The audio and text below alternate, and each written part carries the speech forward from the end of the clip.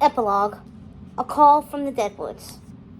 Lucinda, Ruby, and Martha were in the underworld library eating cake under the glow of dancing blue flames. They read while they waited for Hades, who was at the ferry dock ready to usher in the recently departed souls. Franz was curled up between Martha and Ruby on the love seat, and Lucinda was sitting across from them smiling. She couldn't remember the last time she was so happy. Any moment, Hades would be home, and they would have their nightly feast with the newly dead. Their afterlife was good. Better than good. It was delicious, and she knew Circe, Primrose, and Hazel could handle anything that came their way. They were far more powerful than she and her sisters had ever been. Not that she would ever admit it. Not to anyone but Hades, that is, because there's no sense in lying to a god.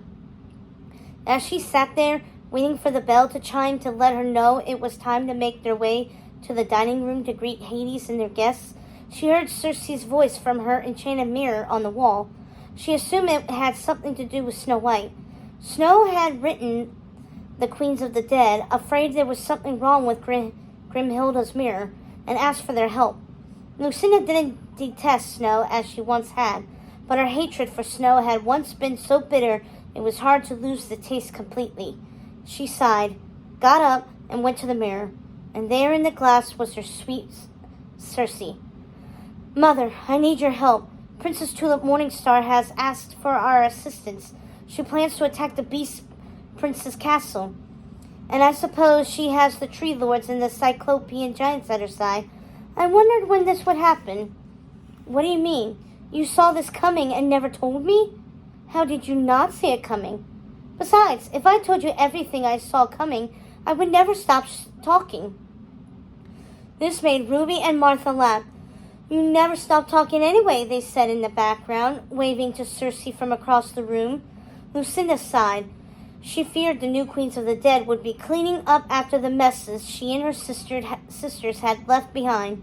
But she also knew Circe would be able to face it, especially with Hazel and Primrose at her side. She has a right to declare war on him, of course, but after all this time, and we are sworn to come to her aid as her ally. Mother, what do we do?" "My sweet girl, you know time means nothing. It sounds like you have no other choice but to join your army with hers and march into battle. But is there no other way?" "If there is, my sweet, I am sure you will find it." The end. And that is the end of Kill the Beast by Serena Valentino. Thank you so much for joining me this summer on completing Kill the Beast. And we are about ready to adventure on to our 12th villain of the villain series. And let's just say you do not want to mess going down the rabbit hole. And let's face it, you do not want to mess with this villain. Because if you do, it's off with your head. Like my clues? If you have a general idea on who my villain is, or who the next villain is, comment below, and I will see you all next time. Bye! Have a great summer.